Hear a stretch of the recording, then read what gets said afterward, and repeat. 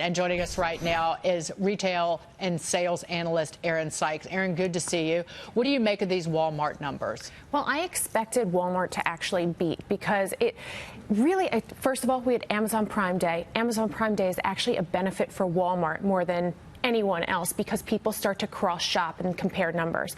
Walmart has a very strong base, and despite the shootings and all the unfortunate events, it really has stayed true to its core message. It was founded by Sam Walton, who was a hunter. So we really had a strong, consistent message from Walmart throughout the quarter.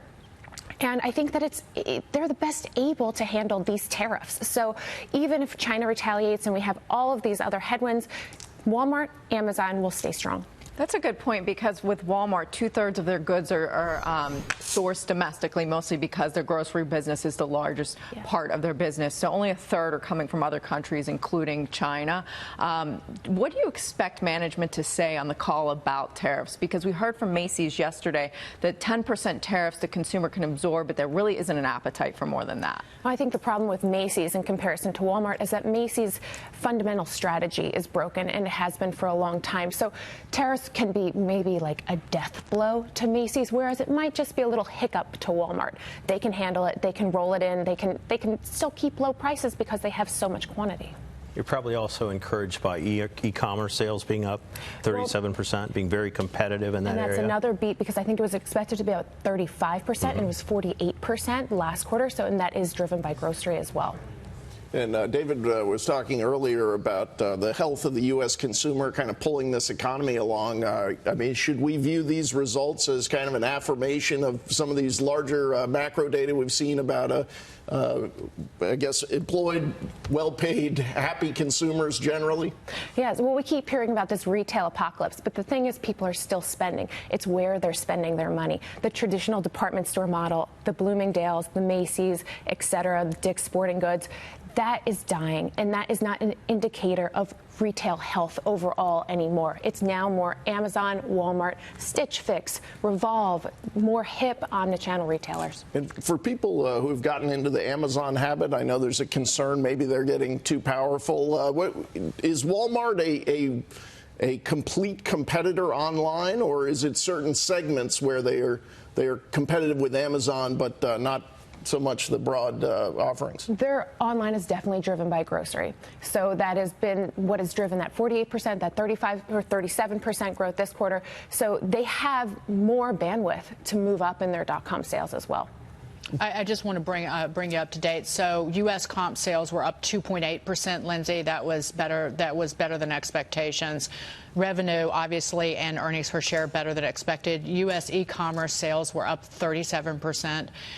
To your point, and they've also raised their guidance for the year, full year earnings guidance. So this is, and also raising expectations for fiscal 2020 U.S. comp sales, operating income, and EPS. So this is, Walmart is knocking it out of the park in this report.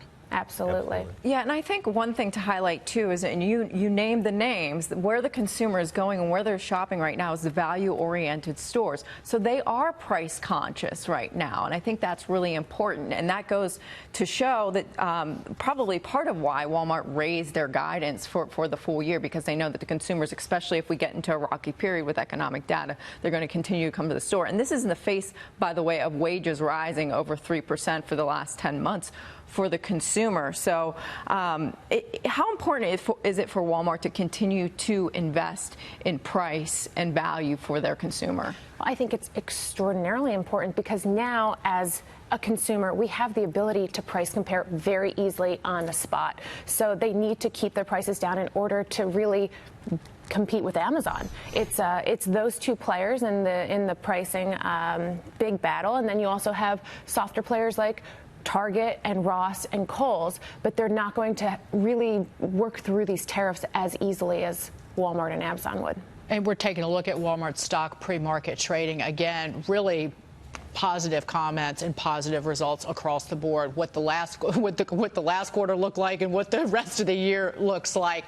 More than 5.5% gain. If you want to take a look at the Dow futures, the Walmart shares are contributing to the plus side You see the reversal in the Dow futures, only down 73 points. Walmart stock is contributing 39 points to the plus side on what's going on in futures trading at the moment. We're waiting on retail sales for the entire month of July due out in an hour. The expectation is for an increase of 0.3%. Erin, what should we be watching for when these numbers come out? I think we'll have either, a on target or a slight beat on retail. I think because of Amazon, because of Walmart, because we had all those fun IPOs with Revolve and Stitch Fix and, Revolve and the Real. Mm-hmm. So I think that there's some interesting things happening in retail, and we've had a lot of kind of negative Nellies out there with retail in general. But I think that we consistently see quarter after quarter that retail is still strong. But David, I want to get you in here. If you watch these futures, again, selling off because of the kind of nondescript, non-specific threat from China. But when the rubber meets the road and we look at actual numbers and good results on the U.S. consumer, you have people whose fears are eased.